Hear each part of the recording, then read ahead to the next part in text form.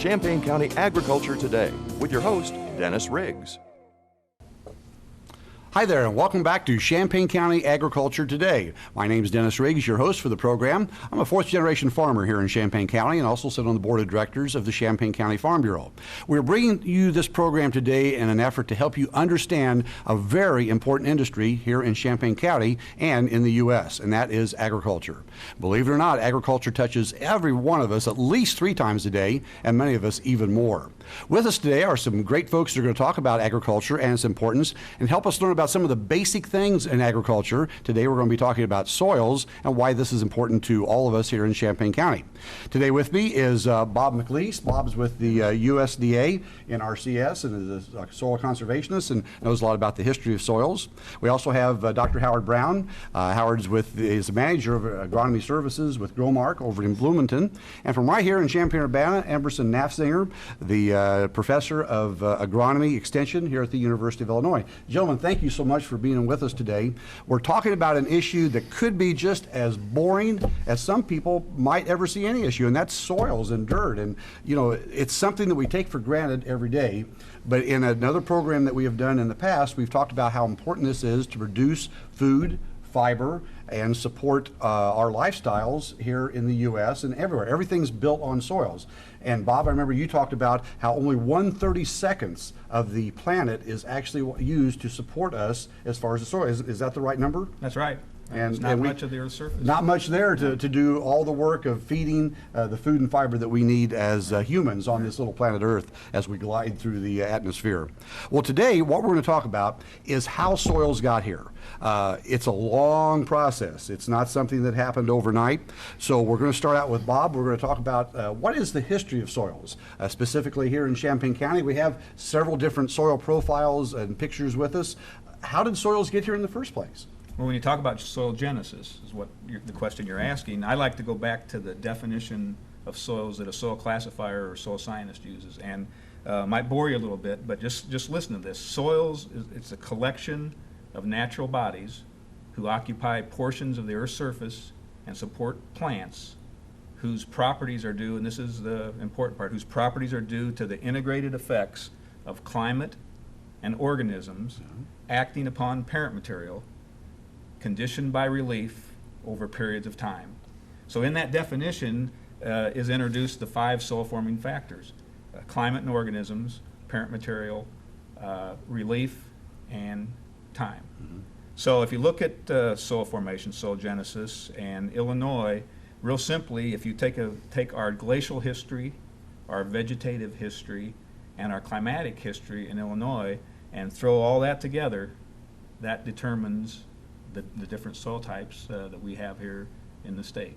What many people don't realize that Champaign County or East Central Illinois or the Corn Belt more specifically is a great combination of natural things that came together to make this the high productive area that it is. I mean, it's just not an accident that this area can grow the best crops in the world.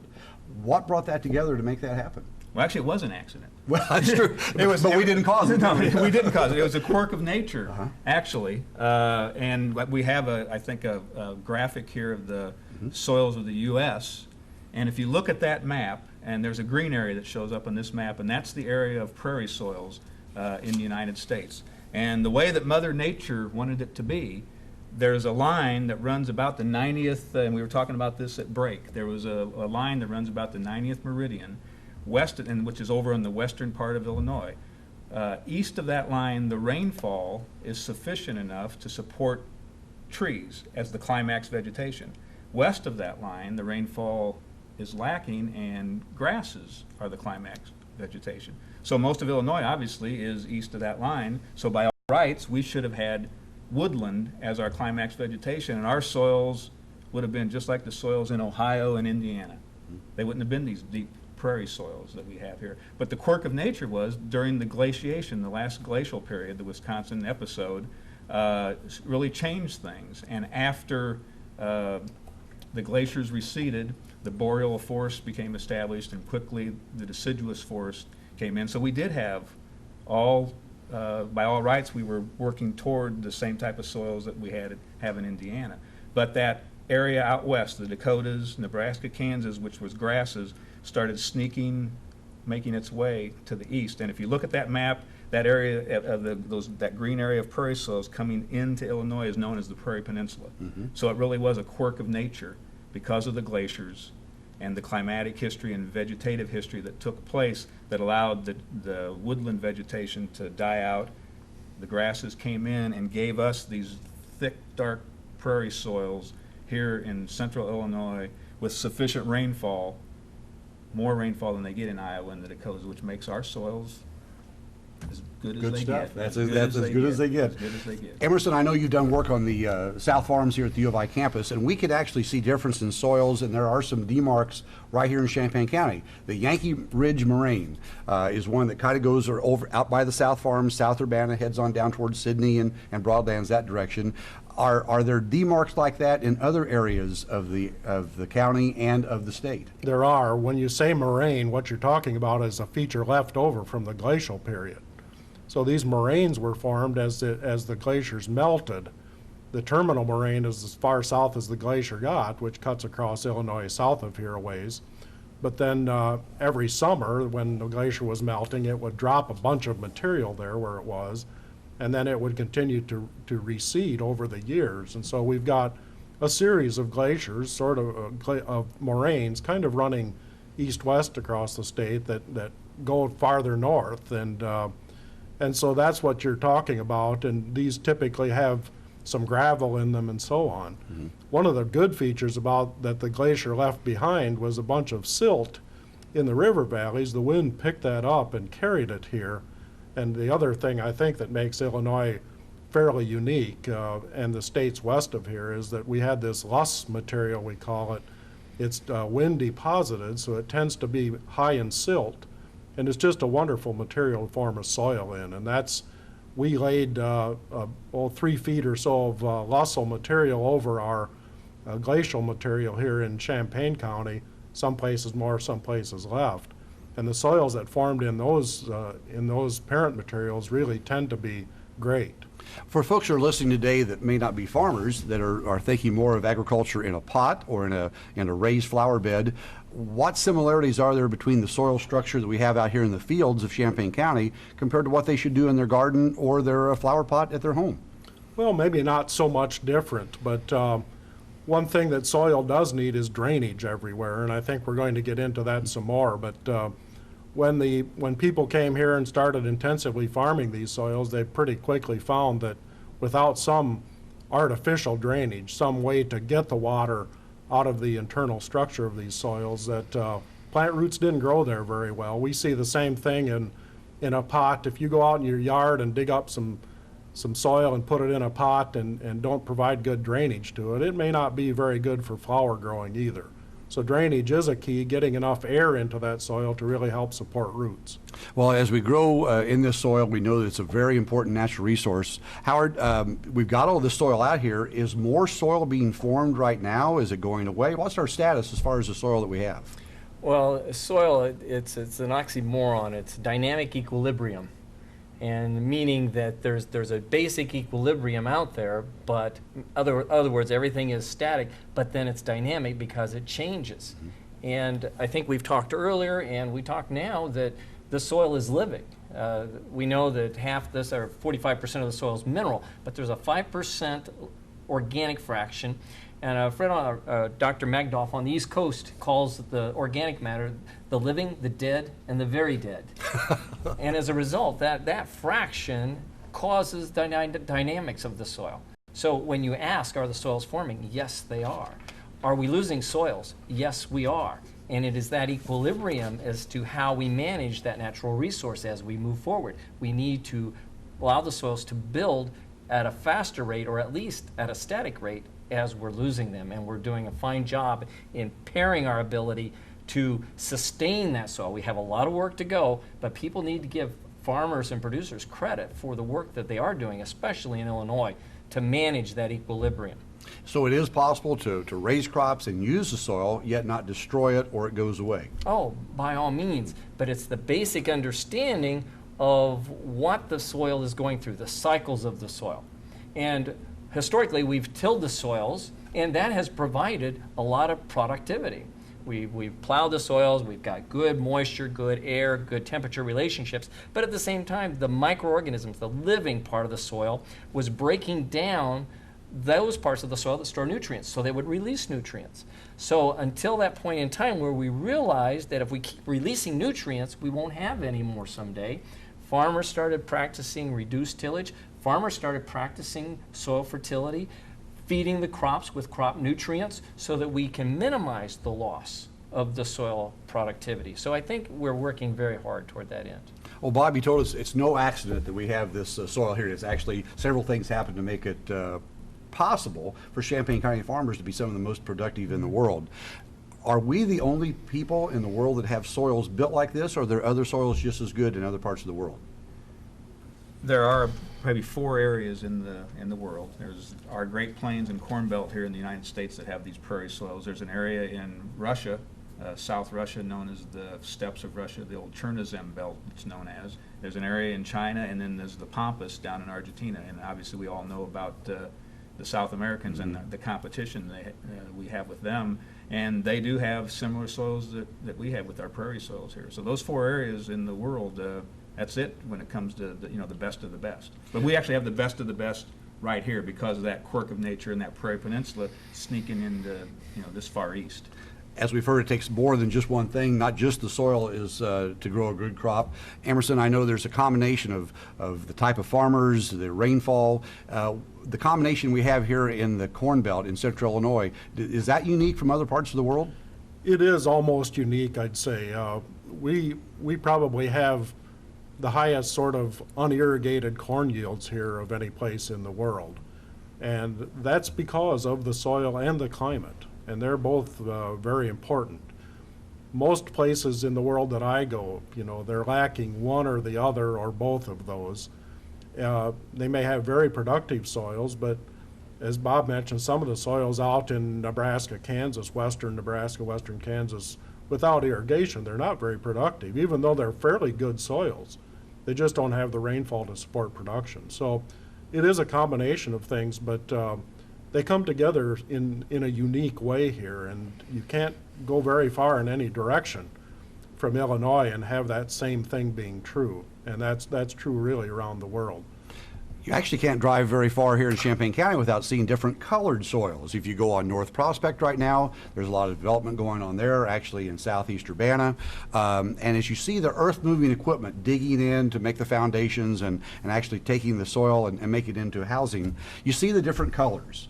If you look across a regular soybean field, maybe across Route 130 over there, you see the good black soil. Yet just across the road where they're building houses, it's yellow and clay. Bob, what makes the soil black and what makes the different colors? Well, what you're seeing is the topsoil. When you talk about the black surface layer, it's real rich in organic matter. And once you get below that 1 to 2 foot original topsoil that was there, that was actually formed because of our prairie plants, the big blue stem, the little blue stem. Over years and years, and the root system's Yep. dying and forming that real thick black topsoil. Then you have the subsoil. And obviously when you're constructing and you're displacing the soil, you're into the subsoil and you have the brownish colors, and Emerson mentioned the loess. The loess is a typical buff colored parent material. So that brownish color is what you're seeing as we dig up into the subsoil on construction projects. Or you get the gray soils that are showing up in sometimes when you're putting in tile drainage, for instance. And the reason the gray is there is because it's a high water table and the iron in the soil is in a reduced condition, which leaves back a gray color. And as they're tiling fields, you'll see the gray soil out there, and it's because they're in a wet area, and you have this gray subsoil that's showing up on the surface. So there's a reason for it all. There's a reason for it all. Well, the reason I want to find out is what is the reason that we do such a good job, and Howard, I'll direct this to you, of growing corn and soybeans here in central Illinois, central Indiana. It seems like the farmers here can't grow anything else. Is that true, or is there a reason we're mainly growing corn and soybeans here? Well, I think you'll find that over time, corn is king, I hear a lot of people say, and that's not to slight soybeans. They're just as important of a crop. But corn seems to adapt itself to our environment. As Emerson had said, we're a dry land climate. We rely on natural rainfall, and we have very fertile soils. And then the length of our growing season. With all this coming together, corn over time has championed in the marketplace, and it does provide us an ample food source for livestock. I think over 80% of the corn raised in the Illinois or the Midwest goes to some type of animal feed. So again, and then we have that as part of the enterprise. Soybeans, again, it also adapts itself well to the environment in Illinois. Emerson, does the university ever do research in what else could be grown? Has there been trials of other things that be grown in Champaign County? Or what have you found the reason for the importance of the major crops being corn and soybeans here? It's a good question, but a really complicated one. And people say, well, is this just your lack of imagination? You know, can't you think of something to grow besides these crops? The truth of the matter is that corn and soybean taken together represents really a large supply of the three nutrients that animals all need, and that's sort of carbohydrate, starch coming from corn, protein and oil that come from soybean. And if you put those together, that's a really wonderful nutritional combination for living animals to eat. And that's one reason that the demand for those crops stays pretty high in the world. And so we really grow crops to help meet that demand. There are certainly other things we could grow. This is a climate and soil that would support the growth of almost all crops. We're not very good at cotton and sugarcane because they like warm temperatures longer than we get them here. But we could grow 80% certainly of the crops that grow in the world here. But it's all a question of partly of economics, government programs to some extent, but really corn has been an important crop in Illinois for, well, we reached 10 million acres of corn in Illinois in the year 1895. Is that right? Mm-hmm.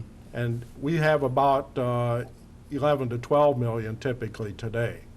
And so that corn acreage has been high in Illinois since we started to do mechanized agriculture here. I think there's an excellent example of the food chain right here in Champaign County.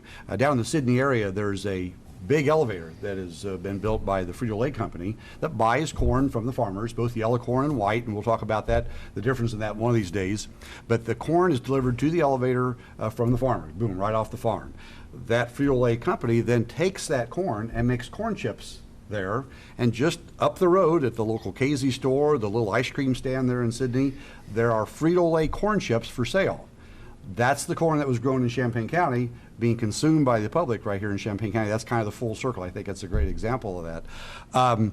Is there another crop, Howard, that you've seen that should be grown in Champaign County, or do you agree with Emerson that the corn and soybean is really the important thing and why we do those two crops? Well, I think that, as he said, there's other crops that we can grow, but from the standpoint of our infrastructure and how we're set up and our markets and our elevators, we're really not tuned in to offering a lot of multiple crops. Now, granted, we're in an era of looking at grains as possibly a fuel crop and looking at their material that is left behind the grain as a fuel for making to make ethanol out of, is what I'm referring to. So from that standpoint, as we move forward, there may be a shift in some crops in areas around ethanol production plants. Well, is it okay to grow a garden in the good black soils of Champaign County? Is that okay? Oh, that is absolutely fine. Right. And when you mentioned just one little thing on the soils, we talked about soil organic matter being living, dead, and very dead. Well, the living component of the soil can sometimes provide a challenge to gardeners. And the challenge would be we always like to have nice mulch, loose soil, so we add organic material to that soil. If we add materials to the soil that are fresh, straw for example, we work that in the spring of the year, the microbes tend to work to break that down at the wrong time. And when the microbes break down that straw in the spring of the year, when the crop they plant in their garden wants the nutrients, the micronutrients or the nutrients are tied up by the organisms. So they have to be very careful when they add fresh material to our living organic matter to do it in the fall of the year or do it away from the time that they plant their garden to minimize problems and competition with microbes. It's a complex thing to grow crops. Many times those not interested in agriculture, they just go to the grocery store, they get their food, they go, we really don't care about agriculture because we buy our food from up the road here at the Schnuck store or down at County Market. But what a lot of folks don't realize is how much technology and how much education and how much research has gone into over the years of doing a good job at growing.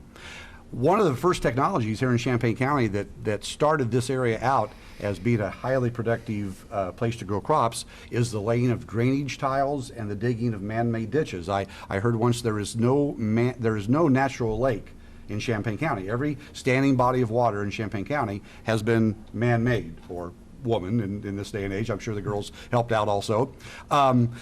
But that technology, tile and drainage, is so important to Champaign County farms. Bob, tell us about the history of that and why it's important. I think years ago, the whole county was a lake. That's right, yeah, that's true. Actually, if you look at the soil resource that was here in drummer, silty, clay loam, and those wet prairie soils that were here, they all did need to be, the whole area needed to be tile drained, practically, to be able to support agriculture.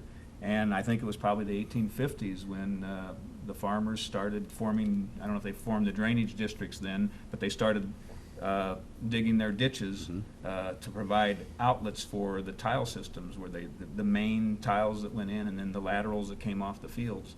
But I don't know how many hundreds or thousands of miles of underground tile are in Champaign County, but most of the county is tile drained. And if it hadn't been tile drained, we wouldn't be producing the crops that we're producing now. Emerson, we've talked about how important it is to have water in the soil and how rainfall is important, but now we're talking about drainage tile and we're pulling the water back out again. What's the balance there? It doesn't make much sense. You'd think if the water just sat there, the crop could get it and it would be happy. The problem is, and we talked about roots earlier, the problem is that a soil that's wet, saturated, stays that way. There's really no way to get that water away. It sort of has to come out through evaporation. That's a very slow process. So if the crop can't get its roots down because there's water there, and roots won't grow into water, a water table in the soil, the problem is that crop just won't thrive very well. Even if there's enough water there, it doesn't have its roots down, it can't get up the nutrients it needs, and it rains a little bit more, and then the whole root system is sitting in a pan of water. So we need to find a way, and that's what we've done with tile drainage, to move at least much of the water, the excess water, let's put it that way. So when you tile drain a field, you actually improve the water supply to the crop, because you've only removed that excess water. When Howard showed the graphic with the air and water and mineral material making up the soil, well, in a saturated soil that's poorly drained, you don't have much air, maybe none, and the roots just cannot survive in a situation like that. So we find a way to move that excess water out, and the crop is much better off as a result.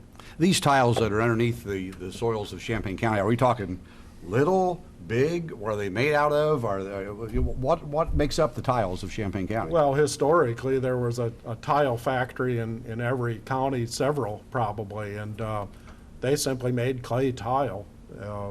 The reddish clay that you see in roofs in some parts of the world, these were made into tile, and that was a very common enterprise here 120 or 30 years ago. Those were dug in by hand. And then tile machines came along with mechanization, probably a little more than 100 years ago, and started to just do it a lot faster. It used to be a popular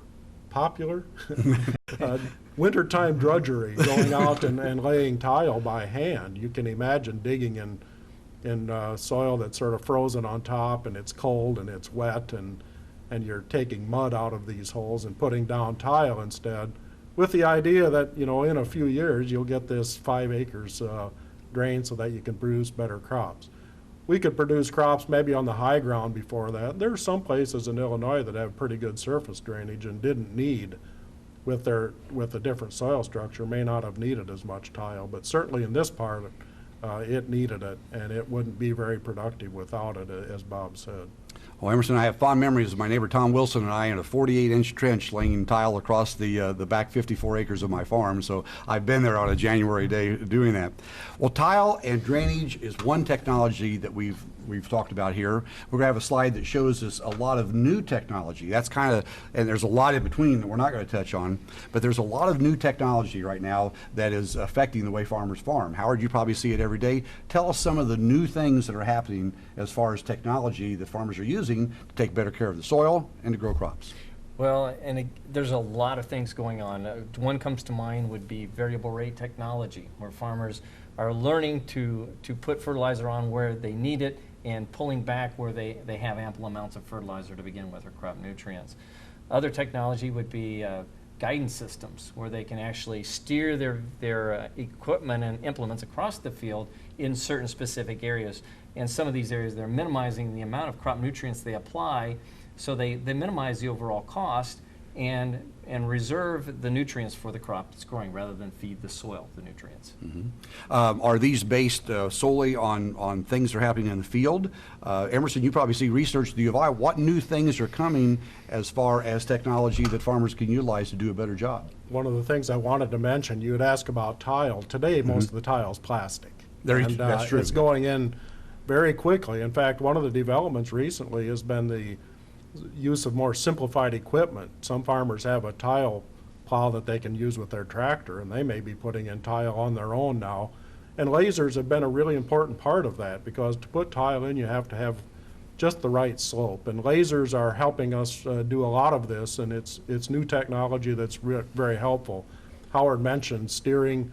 We have auto steer now that will sort of direct your tractor into very straight rows, and so it's, you know, as we see those things develop, people talk about the driverless tractor maybe at some point.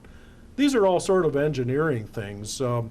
Genetically modified crops have come along. I'd say they haven't been necessarily a revolution, but they've been very helpful in improving pest management in many cases. And we can just look for more of those developments in the future, with better quality, nutritional quality, and so on coming with the crops that we produce. Well, Bob, as we see this new technology come along, you've got new, fast-moving technology, and yet you've still got the old technology of the soils. Have you seen some technologies come along that are helping us take better care of the soils we have out there?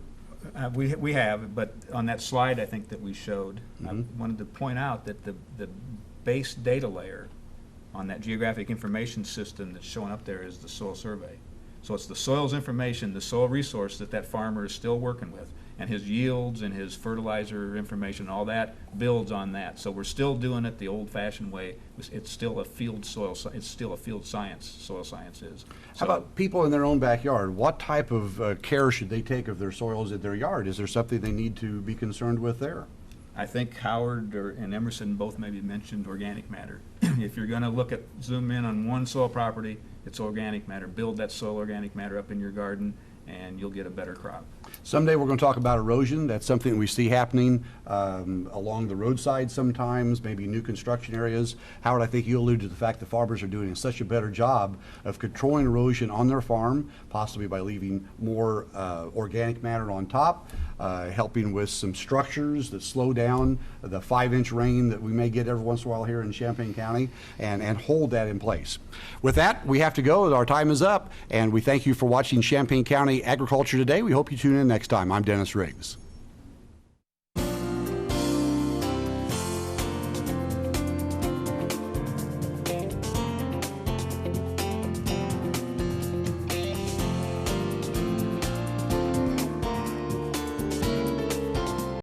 Champaign County Agriculture Today is brought to you by Champaign County Farm Bureau.